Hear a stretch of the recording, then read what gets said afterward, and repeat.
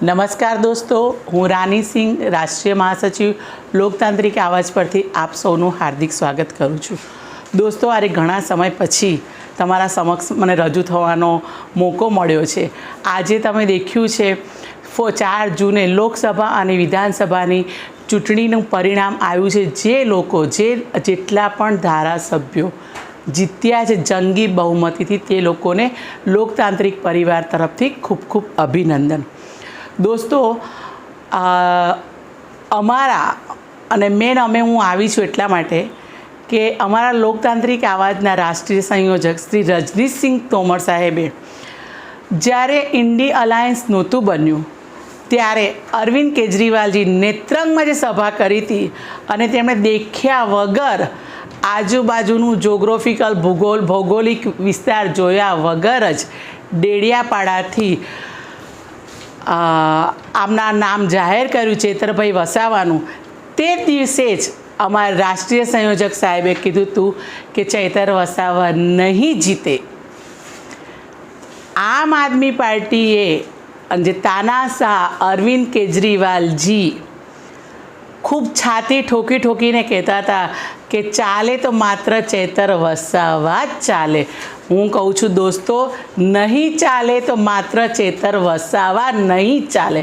અને એ ગુજરાતની જનતાએ અને એ બી ડેડિયાપાડાની જનતાએ બતાવી દીધું કે ચેતર વસાવા ના ચાલે.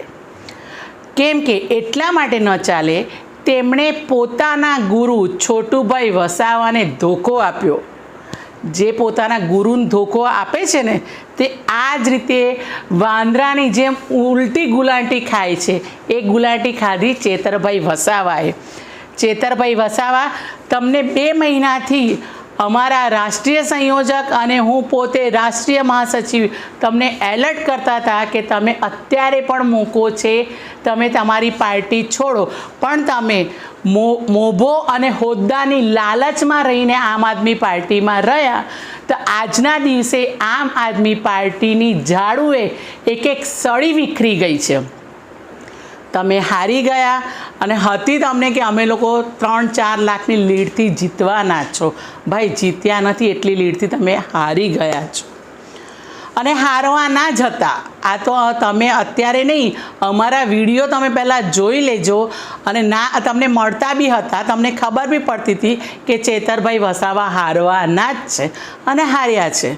સાથે સાથે આ જ રીતે ભાવનગરમાંથી પણ ઉમેશભાઈ મકવાણા, એમનું પણ અમે લોકોએ કહી જ દીધું હતું કે અમે લોકો અમારું લોકતાંત્રિક આવાજનું મેઇન મકસદ જ હતું આમ આદમી પાર્ટી મુક્ત ગુજરાત બનાવવાનું હતું.